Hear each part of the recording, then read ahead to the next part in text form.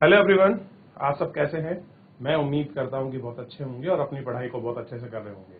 मैं Akash Kumar Bhadana ICT virtual classroom में आपका बहुत बहुत स्वागत करता हूं मेरे प्यारे बच्चों। जैसे आपको पता है 10th क्लास है और 10th क्लास में हम लोग देख रहे हैं आपका पॉलिटिकल साइंस। पॉलिटिकल साइंस के अंतर्गत हम लोग चैप्टर नंबर 4 पढ़ रहे थे। जाति धर्म और आपका लैंगिक मसलों को हम लोग आपका देख रहे थे। आज चैप्टर को हम लोग अंतिम रूप देंगे और अंतिम रूप के साथ हम लोग जिसके महत्वपूर्ण आपके प्रश्न उत्तर है हम उसको भी करेंगे। ठीक है बच्चों, तो इस चैप्टर के अंतर्गत जो हमें महत्वपूर्ण चीजें हमको मिली थी वो सारी हमने देख ली हैं। कुछ भी चीज ऐसी है जो आपको समझ नहीं आई है मेरे प्यारे बच्चों, तो आप मुझसे लाइव जुड़कर चैट के माध्यम से आप अपनी क्वेरी को, आप अपने प्रश्न को, अपने डाउट को आप मुझसे पूछ सकते हैं। कोई भी स्कूल का कोई भी बच्चा, अगर कोई आपकी डाउट है, कोई आपका प्रश्न है, आप मुझसे पूछ सकते हैं। जैसा आपको पता है चैप्टर आपका ये प्रारंभ हो रखा है, इसमें हम सारी चीजों को आपका देख रहे हैं।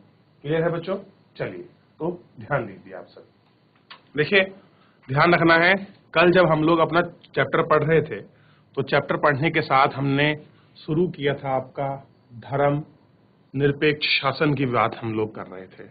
और हमने धर्म निरपेक्ष शासन के अंतर्गत यह बात की थी कि हमारे देश का, हमारे राज्य का कोई आपका धर्म नहीं है, उसने किसी धर्म को आपका राजकीय धर्म नहीं बनाया है, किसी धर्म को आपका राजकीय धर्म जो है वो स्वीकार नहीं किया है। जिस तरह से आपका श्रीलंका में बौद्ध धर्म है, पाकिस्तान में इस्लाम धर्म है और इंग्लैंड में आपका ईसाई धर्म है, लेकिन भारत में इसके विपरीत संविधान में यह व्यवस्था की गई है कि भारतीय संविधान में किसी धर्म को विशेष दर्जा आपका नहीं दिया हुआ है। यानी कि सिंपल सी बात यह है बच्चों कि भारत का कोई धर्म नहीं है। भारत सर्वभौम सर्वधर्म की संभव की भावना है। हमारे यहाँ सब धर्मों को बराबर माना जाता है, सब धर्मों को बराबर समान अधिकार दिए जाते हैं और उसको समान दृष्टि से देखा जाता है। संविधान सभी नागरिकों और समुदाय को किसी भी धर्म का पालन करने और प्रचार करने की आजादी देती है। क्या करता हमारे संविधान में ये प्रोविजन है कि भारत का कोई भी नागरिक, कोई भी समुदाय किसी भी धर्म का पालन करने और उसका प्रचार प्रसार करने की क्या है, उसको आजादी मिली हुई है। वो आपका बिल्कुल फ्री है, उसके मौलिक अधिकार उसको मिले हुए हैं। क्लियर है? ठीक, ये किसमें वर्णित है आपकी सारी चीजें? तो आप देखेंगे जो आपका मौलिक अधिकार है, ये अधिकार में सारी चीजें आपकी वर्णित है। संविधान धर्म के आधार पर किए जाने वाले किसी तरह भी भेद को असंवैधानिक घोषित करता है। क्या करता है कि अगर आपका किसी भी प्रकार से कोई भेदभाव किया जा रहा है तो उसको क्या करता है, असंवैधानिक घोषित करता है, अगर धर्म के आधार पर कोई आपके साथ भेदभाव करता है। क्लियर है? ये आपको ध्यान रखना है, क्योंकि ये सारा प्रोविजन, ये सारी चीजें हमको भारतीय संविधान ने दी। इसके साथ ही संविधान धार्मिक समुदाय में समानता सुनिश्चित करने के लिए शासन को धार्मिक मामले में दाखिल देने का अधिकार है। जैसा यह छुआछूत की इजाजत नहीं देता। कुछ ऐसे मामलों में धर्म के अंदर भी अपना जो है अपना दखल देता है। अगर मान लीजिए किसी धर्म के अंतर्गत आपकी छुआछूत है, कोई आपकी कुरीति है, कोई ऐसी चीज जिससे समाज पर उसको गलत प्रभाव कर रहा है, तो संविधान क्या कर सकता है, उसमें आपका अपना हस्तक्षेप करता है। क्लियर है? बाकी संविधान को कोई मतलब नहीं है आप अपने धर्म को किस तरह से मानते हैं। हाँ, अगर किसी के साथ कोई आपका डिस्क्रिमिनेशन होता है, कोई भेदभाव होता है या किसी तरह का सामाजिक घटना अगर होती है तो उसके लिए वो सीधा उसमें इन्वॉल्व होता है। इस हिसाब से देखें तो धर्मनिरपेक्षता कुछ पार्टी या व्यक्ति की एक विचारधारा भर गई है। यह विचार हमारे संविधान की बुनियाद है। सांप्रदायिकता भारत में सिर्फ कुछ लोगों के लिए ही एक खतरा नहीं है। अब कह रहे हैं कि भारत में कुछ लोगों के लिए क्या नहीं है, सिर्फ एक आपका खतरा नहीं है। यह भारत की बुनियादी अवधारणा के लिए चुनौती है। अब कह रहे हैं कि अगर सांप्रदायिकता भारत में अगर होती है, अगर फैलती है, तो ये कोई खतरा नहीं है बच्चों, बल्कि और क्या है, ये जो भारत का जो आपका बुनियादी स्ट्रक्चर है, जो बेसिक नींव है, ये उसके लिए क्या है, एक सबसे बड़ी चुनौती है, सबसे बड़ा चैलेंज है। अगर इस तरह की चीज धर्म की राजनीति होती है, धर्म के आधार पर लोग लड़ते हैं, सांप्रदायिकता होती है, लोगों में नरसंहार होता है, लड़ाई झगड़े होते हैं, इस प्रकार की जो होती हैं। तो ये बड़ा ही एक हमारे लिए, हमारे जो संविधान का, हमारे भारत का जो बेसिक स्ट्रक्चर है, उसके लिए चैलेंज है बच्चों। ठीक, एक खतरा है, हमारी तरह का धर्म निरपेक्ष संविधान जरूरी चीजें हैं, पर अकेले इसी के बूते सांप्रदायिकता का मुकाबला नहीं किया जा सकता। अब देखिए, हमने कह दिया कि हमारा जो देश है, हमारा संविधान है, वो आपका धर्म निरपेक्ष है, क्लियर है। इसके दम पर हम सांप्रदायिकता को नहीं रोक सकते। देखिए, धर्म निरपेक्ष सिंपल सा मतलब, जैसे मैंने आपको बताया कि हम किसी धर्म को या किसी विशेष समुदाय को हम लोग कोई आपका बढ़ावा नहीं देते, सबको समान देखते हैं, तो सांप्रदायिकता नहीं पहननी चाहिए, क्योंकि आपका सबको बराबर आपका ट्रीटमेंट मिल रहा है। लेकिन फिर भी हम इसके मुकाबला नहीं कर सकते। हमें अपने दिन दैनिक जीवन में सांप्रदायिकता, पूर्वाग्रह और भ्रष्टाचारों का मुकाबला करना होगा तथा धर्म के आधार पर गोलाबंदी का मुकाबला रणनीति के दायरे में करना जरूरी है। कैसे करना जरूरी है? आपका रणनीति के दायरे में के अंतर्गत करना क्या है आपका बहुत जरूरी है। अब देखिए, जाति और राजनीति, बात कर रहे हैं जाति की और आपका राजनीति की। हमने राजनीति में सामाजिक विभाजन की दो अभिव्यक्ति देखी है। क्या करा है हमने राजनीति में? आपकी क्या करा है? सामाजिक विभाजन की दो जो है अभिव्यक्ति देखी है। इनमें से एक मोटे तौर पर सकारात्मक यानी कि लाभदायक है। एक कैसी है आपके? सकारात्मक है और दूसरी लाभदायक है। तो दूसरी नकारात्मक या नुकसानदेह है। दूसरी क्या है आपकी? नकारात्मक है या आपकी नुकसानदेह है। देखिए, जाति और राजनीति हम इनको कितना भी सेपरेट रखने की कोशिश करें, लेकिन इसे राजनेता आपस में मिला ही देते हैं। अब अंतिम में प्रमुख विभाजन है, यानी कि जाति और राजनीति की चर्चा करें। इसे सकारात्मक और नकारात्मक दोनों पक्ष हैं। अब इसको आप पॉजिटिव वे में भी देख सकते हैं और आप इसको नेगेटिव वे में भी देख सकते हैं। ठीक, ये आपको ध्यान रखना है।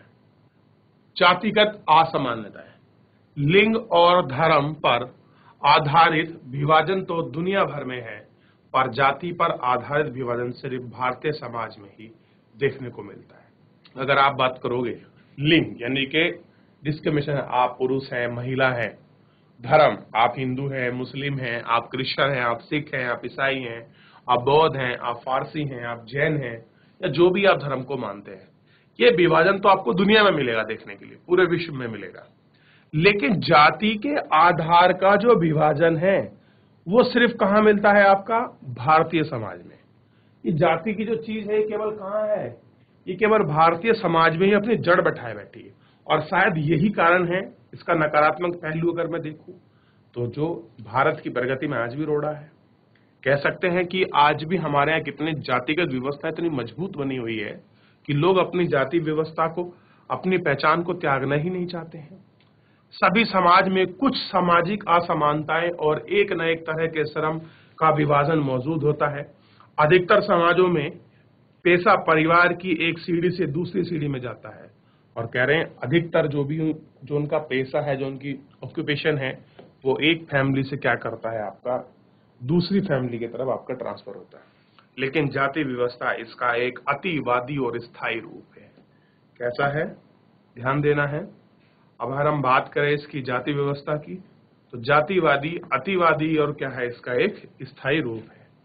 अन्य समाज में मौजूद असमानताओं से यह एक खास अर्थ में भिन्न है। इसमें पेशा के वंशानुगत विभाजन को रीति रिवाज की मान्यता है। एक जाति समूह के लोग या एक मिलते जुले पेशे तो हैं, साथ ही उन्हें एक अलग सामाजिक समुदाय के रूप में भी देखा जाता है। क्या करते हैं? उनको एक सामाजिक जो आपका समुदाय है उसके रूप में भी उनको देखते हैं। उसमें आपस में ही बेटी रोटी अर्थात शादी और खान पान का संबंध रहता है। अन्य जाति समूह में उनके बच्चे ना तो शादी हो सकती है और ना ही महत्वपूर्ण पारिवारिक और सामाजिक आयोजन में उनकी पंगत में बैठकर दूसरी जाति के लोग भोजन कर सकते हैं। देखिए, ना शादी कर सकते हैं, ना उनके साथ बैठ के भोजन कर सकते हैं। ये बहुत सारी चीज हैं जो आज भी आपका दिखाई देती है, ठीक है। तो ये सारी चीजें आपको देखना है और इन पर जो है आपका बात करना है, ठीक है। वर्ण व्यवस्था में अन्य जाति समूह से भेदभाव और उन्हें अपने से अलग मानने की धारणा पर आधारित है। इसमें आत्मंजय जातियों के साथ छुआछूत का व्यवहार किया जाता है। इसकी चर्चा हम चैप्टर कक्षा 9 में आपके की थी। यही कारण है कि ज्योतिबा फूले, महात्मा गांधी, डॉक्टर भीमराव अंबेडकर और पेरियार रामास्वामी नायक जैसे राजनेताओं और सामाजिक सुधारों ने जातिगत भेदभाव से मुक्त समाज व्यवस्था बनाने की बात की और उसके लिए काम भी किया। अब देखिए, छुआछूत का जो आपका व्यवहार है, ये सबसे गंदा व्यवहार है कि आप किसी एक जाति के, धर्म के, समुदाय के लोगों को देखकर उनको हीन दृष्टि से आप उनके हाथ का खाना ना खाओ, उनके हाथ का पानी ना पियो, उनको अपने घर में ना घुसने दो, क्लियर, आप उनको मलिच कहो। तो इस तरह की चीजें हमारे समाज में जो भेदभाव पैदा करती हैं, ये बड़ी ही क्रूर है। देखिए, समय के साथ इन सब चीजों में आपका परिवर्तन तो आया है, लेकिन इतना जितना मार्क्स लेवल पर होना चाहिए वो नहीं है। इसके लिए ज्योतिबा फूले का बहुत अथक प्रयास रहा है।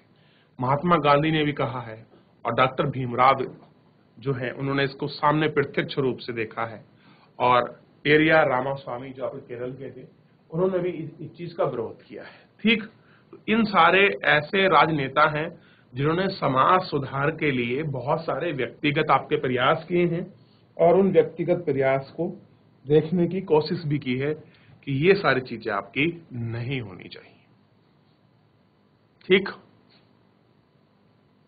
इसको अभी पढ़ेंगे, लेकिन थोड़ा सा हम लोग नीचे चल लेते हैं।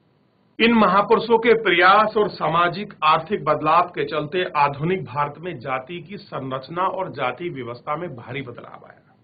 अब आप देख सकते हैं कि जितने भी हमारे महापुरुष हैं, जितने भी क्या है हमारे महापुरुष हैं, उन सभी महापुरुषों में आपका प्रयास और सामाजिक बदलाव के चलते कुछ आधुनिक जाति का जो स्ट्रक्चर है उसमें क्या हुआ है, कुछ आपका बदलाव हुआ है।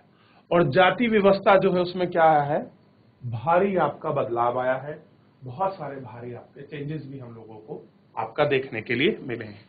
आर्थिक विकास, शहरीकरण, साक्षरता और शिक्षा के विकास, पेशा चुनने की आजादी और गांव में जमींदार व्यवस्था के कमजोर पड़ने से जाति व्यवस्था पुराने स्वरूप और वर्ण व्यवस्था पर टिकी मानसिकता में बदलाव आ रहा है।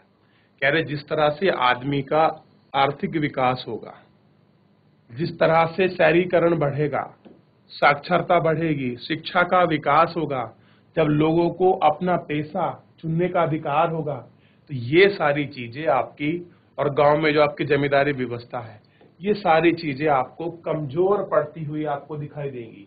जब ये सारी व्यवस्था आपको कमजोर पड़ती हुई दिखाई देंगी तो बच्चों देखिए, चाहे वो आपकी जातिवादी व्यवस्था हो, चाहे वो आपकी वर्ण व्यवस्था हो, चाहे आपका टिकी पुरानी मानसिकता हो, उन सब में आपको बदलाव देखने के लिए आपको जरूर मिलेगा। आप उस बदलाव को बहुत अच्छे से देख सकते हैं और उस बदलाव को आप बहुत अच्छे से महसूस भी कर सकते हैं, ठीक है। देखिए, शहरी इलाकों में तो अब ज्यादातर इस बात का कोई हिसाब नहीं रखा जाता कि ट्रेन या बस में आपके साथ कौन बैठता है, या रेस्तरां में आपकी मेज पर बैठकर खाना खा रहे हैं आदमी की जाति क्या है। संविधान में किसी भी तरह की जातिगत भेदभाव का निषेध किया गया है। संविधान ने जाति व्यवस्था से पैदा हुई अन्याय को समाप्त करने वाली नीतियों का आधार तय किया है।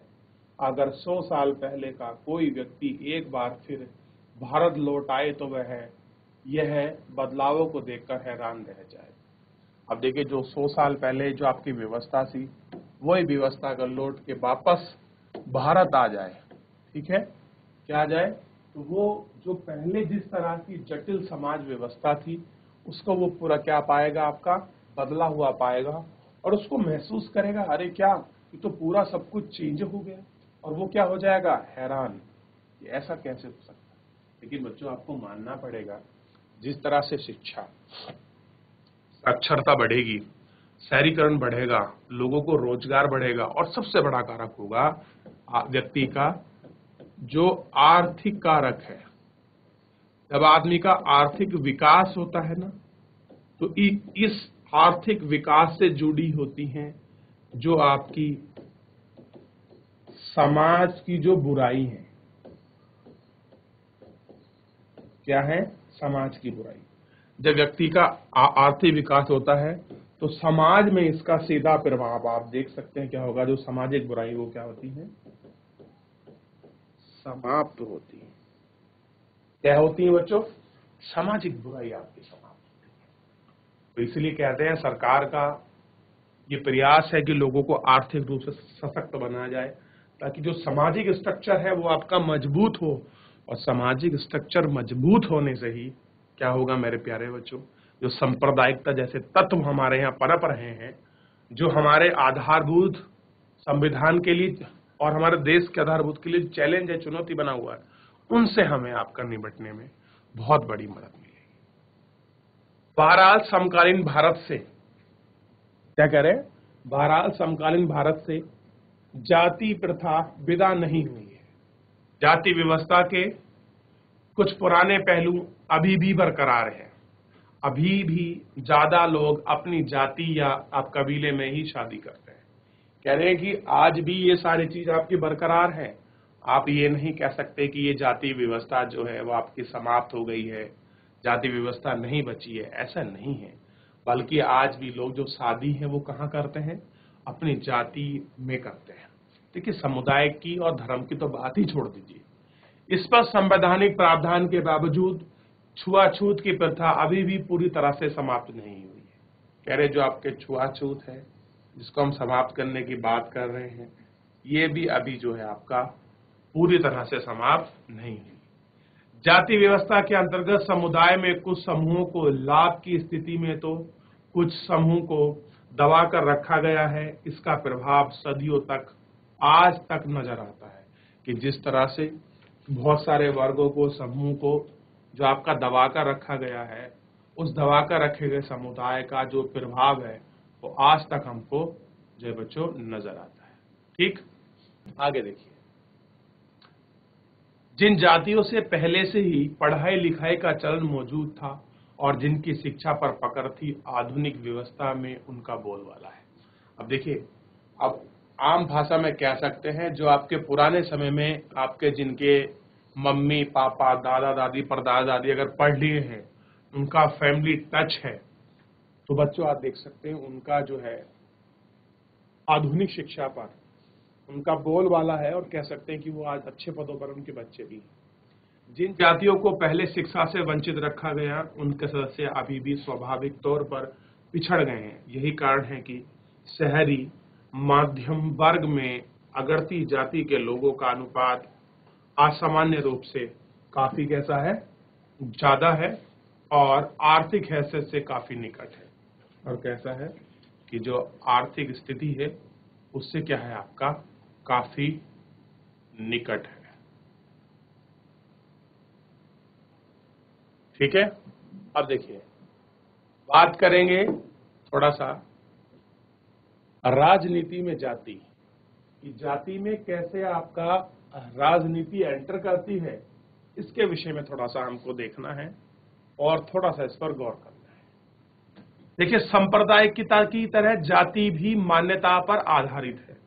किस पर डिपेंड करती है, अपनी जो मान्यता है, लोगों का जो अपना अजम्पशन है, जो उन्होंने अवधारणाएं आपकी बना रखी हैं कि जाति ही सामाजिक समुदाय के गठन का एकमात्र आधार है। इस चिंता पद्धति यानी कि जो आपकी चिंतन पद्धति के अनुसार एक जाति के लोग स्वाभाविक सामाजिक समुदाय का निर्माण करते हैं। क्या करते हैं, आपका जो सामाजिक समुदाय है ये उसका आपका निर्माण करते हैं और उनके हित में एक जैसे होते हैं तथा दूसरी जाति के लोग उसके हितों का कोई मेल नहीं होता। जैसा कि अपने सांप्रदायिकता के मामले में देखा है कि यह मान्यता हमारे अनुभव से पुष्ट नहीं होती और हमारे अनुभव बताता है कि जाति हमारे जीवन का एक पहलू जरूर है, लेकिन यही एक मात्र सबसे ज्यादा महत्वपूर्ण पहलू नहीं है। राजनीति में जाति अनेक रूप में ले सकती है। जब पार्टी या चुनाव के लिए उम्मीदवारों के नाम तय करती है तो चुनाव क्षेत्र के मतदाताओं की जाति हिसाब से ध्यान में रखती है, ताकि उन्हें चुनाव जीतने के लिए जरूरी वोट मिला जाए। जब सरकार का गठन किया जाता है तो राजनीतिक दल इस बात का ध्यान रखते हैं कि उसमें विभिन्न जाति और कबीलों के लोगों से तो उसको उचित जगह दी जाए। ये क्या कर रहे हैं, उनको सारी चीजें हैं, उन पे सारी व्यवस्था है और उनको हर चीज से ध्यान रखा जाता है। ये सारी जो व्यवस्था है वो उनको यथार्थ रूप में जो है वो आपके बनी रहे। अब देखिए आगे समझना होगा थोड़ा सा आप लोगों को। राजनीतिक पार्टी और उम्मीदवार समर्थन हासिल करने के लिए जातिगत भावनाओं को उस्काते हैं। कुछ दलों को कुछ जातियों की मददगार और प्रतिनिधि के रूप में देखते हैं। कह रहे कि कुछ राजनीतिक पार्टी ऐसी हैं, अपने उम्मीदवार का समर्थन हासिल करने के लिए वो क्या करते हैं, किसी जाति को उस्काते हैं, यानी कि उनको उग्रता का रूप देते हैं उनकी भावनाओं के साथ। और कुछ दल क्या करते हैं, कुछ ऐसे दल के दिखाते हैं कि हमारा दल आप जाति विशेष के लिए प्रतिनिधित्व करता है, उनका रूप देखता है। इस तरह की पार्टी आपको बहुत सारी अपने देश के अंतर्गत आपको देखने के लिए मिल जाएंगी मेरे प्यारे बच्चों। क्लियर है, और आप इसको देख भी सकते हैं। तो फिलहाल जितना पढ़ा है, कोई चीज समझ नहीं आई है आप पूछ सकते हैं। आप एक बार देखिए मुझसे।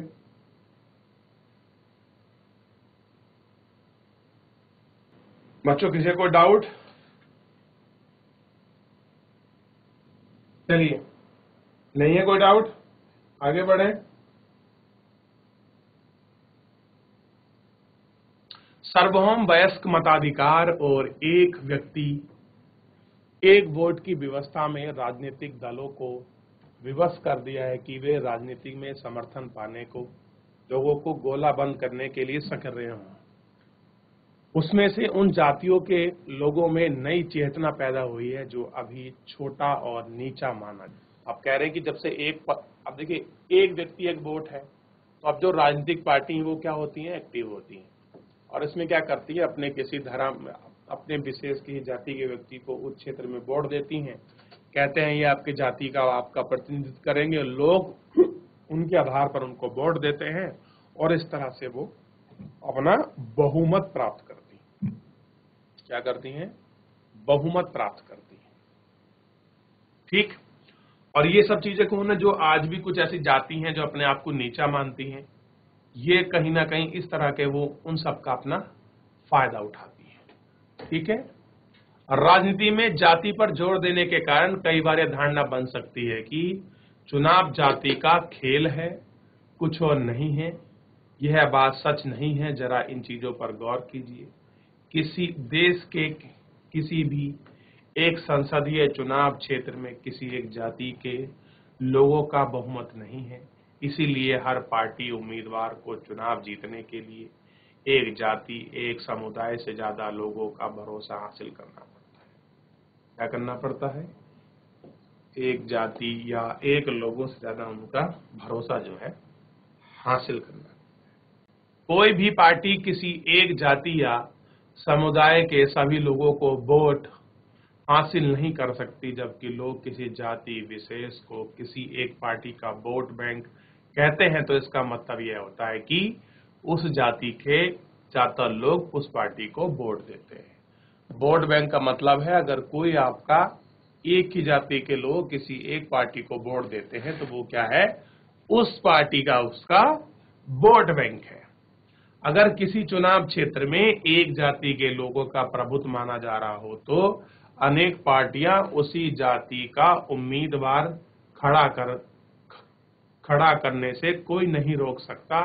ऐसे में कुछ मतदाताओं के सामने उसकी जाति से ज्यादा उम्मीदवार होते हैं तो किसी जाति के मतदाताओं के सामने उनकी जाति का एक और उम्मीदवार नहीं होता। अब देखिए हर कंडीशन उनके सामने आपको देखने को मिल जाएगी। हमारे देश में सत्तारूढ़ दल, वर्तमान सांसद और विधायक अक्सर हार का सामना करना पड़ता है। अगर जाति और समुदाय की राजनीति पसंद एक ही होती तो ऐसा संभव नहीं हो पाता। स्पष्ट है कि चुनाव में जाति की भूमिका महत्वपूर्ण होती है, किंतु दूसरे कारक भी इतने असरदार होते हैं कि मतदाता अपनी जातियों से जितना जुड़ाव रखते हैं, अक्सर उसी से ज्यादा गहरा जुड़ाव राजनीतिक दलों के से रखा जाता है। एक जातीय समुदाय के भीतर भी अमीर और गरीब लोगों के हित अलग अलग होते हैं। कह रहे कि अगर एक जातीय समुदाय की अगर हम लोग बात करें तो उसमें भी आपके अमीर और गरीब हो सकते हैं, उनके जो हित हैं वो दोनों के क्या हो सकते हैं, अलग अलग हो सकते हैं। ये आपको इसमें पार्टी को वोट देते हैं। सरकार के कामकाज के बारे में लोगों की राय और नेता की लोकप्रियता का चुनावों पर अक्सर निर्णायक असर होता है। अब देखिए, सरकार ने कैसा कामकाज किया है तो कुछ लोग तो आपका कामकाज के आधार पर वोट देते हैं, कुछ लोग देते हैं कि लोगों की राय क्या है कि चलो देख लेते हैं ये अच्छा है उससे, इस तरह की राय होती है। और किसी नेता की लोकप्रियता, देखिए भारत में आज की तारीख में कुछ ऐसे लीडर हैं जिनकी बहुत बड़ी लोकप्रियता है, इन्हें लोग बहुत पसंद करते हैं, ठीक है। तो ऐसे लोग भी आपको देखने के लिए मिलेंगे। और क्या होता है, उन सबका आपका निर्णायक जो है एक असर आपको पड़ता है, ठीक। अब आपको ये मुझे बताना है कि भारत में ऐसे कौन से नेता हैं जिनकी लोकप्रियता बहुत ज्यादा है। ऐसे किसी 4-5 नेताओं के मुझे नाम बताइए, ठीक है। ये आपको ध्यान रखना है। अब बात करेंगे जाति के अंदर राजनीति। क्या है जाति के अंदर राजनीति? अभी तक हमने इस चीज पर गौर किया है कि राजनीति में जाति की भूमिका क्या हो, मतलब राजनीति में क्या भूमिका होती है, ठीक। पर इसका मतलब यह नहीं कि जाति और राजनीति के बीच सिर्फ एक तरफा संबंध होता है। राजनीतिक में भी जातियों का राजनीति पर अखाड़े को लेकर जातीय व्यवस्था है, जातीय व्यवस्था और जातिगत पहचान को प्रभावित करती है। इस तरह से सिर्फ राजनीति की जातिग्रस्त नहीं होती, जाति भी राजनीतिग्रस्त हो जाती है। यही चीज अनेक रूप लेती है। हर जाति खुद को बड़ा बनाना चाहती है तो सो पहले उसे अपने समूह पर उपजातियों को छोटा और नीचा बताकर अपने बाहर रखना चाहती है। अब उन्हें अपने साथ लाने की कोशिश करती है। अब देखिए जाति के अंदर भी देखिए हमारे यहाँ धर्म है, धर्मों में भी जाति है और जाति में भी उपजाति कि तू छोटी जात का मैं बड़ा जात का, इस तरह की चीजें हैं, ठीक है।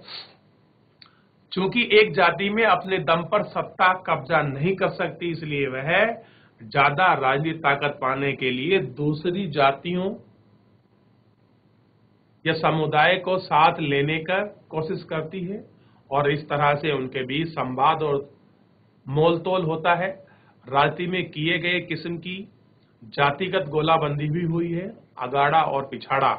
इस प्रकार जाति राजनीति में कई तरह की भूमिका निभाती है और इस तरह से एक यह चीज दुनिया भर में राजनीति चलती है कि दुनिया भर की राजनीतिक पार्टी वोट पाने के लिए सामाजिक समूह समुदायों का गोला बंद करने का प्रयास करती हैं और कुछ खास स्थिति में राजनीतिक जातिगत विभिन्नता समानता से वंचित और कमजोर समुदाय की बात को आगे रख के बढ़ाने, सत्ता को हिस्सेदारी मांगने की गुंजाइश भी पैदा करती हैं।